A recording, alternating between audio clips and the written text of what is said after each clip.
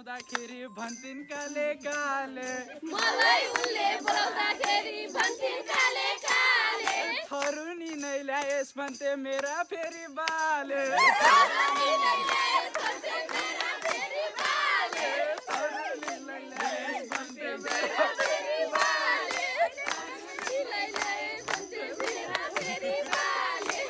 अरु सुन